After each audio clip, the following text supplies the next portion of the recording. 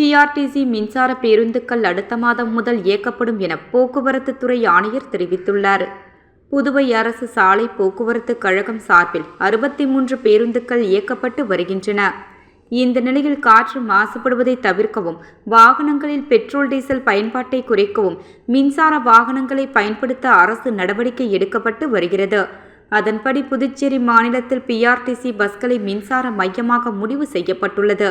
Smart city திட்டத்தின் மூலம் 25 mini மின்சார பேருந்துகள் வாங்க முடிவு செய்யப்பட்டுள்ளது. இதற்காக மத்திய அரசு ரூபாய் 23 கோடி புதுவைக்கு வழங்க உள்ளது. முதல் கட்டமாக 16 பேருந்துகள் ஹைதராபாத்தில் இருந்து புதுவைக்கு கொண்டு வரப்பட்டுள்ளது. இன்னும் 9 பேருந்துகள் வரவேண்டி உள்ளது. இந்த பேருந்துகள் வருகிறது 28ஆம் தேதிக்குள் வரும் என்று எதிர்பார்க்கப்படுகிறது. இந்த பேருந்துகள் ஒருமுறை சார்ஜ் செய்தால் 200 கிலோமீட்டர் வரை இயங்க முடியும்.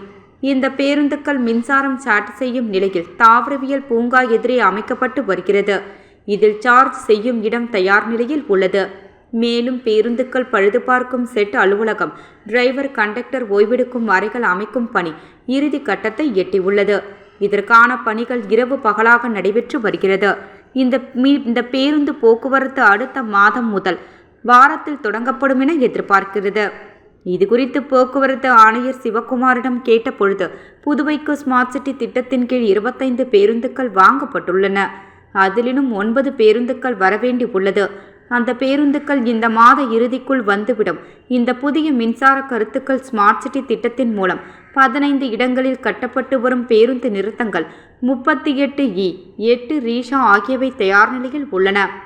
இந்த பேருந்துகள் வந்த பின்னர் புதுவையில் மொத்தம் 100 மின்சார பேருந்துகள் ஆகும். அதில் 50 நகர்ப்புறத்திற்கும், 50 பேருந்துகள் கிராம பகுதிக்கும், புதுச்சேரியை ஒட்டியுள்ள பகுதிகளுக்கும் இயக்கப்படும் என்று கூறினர்.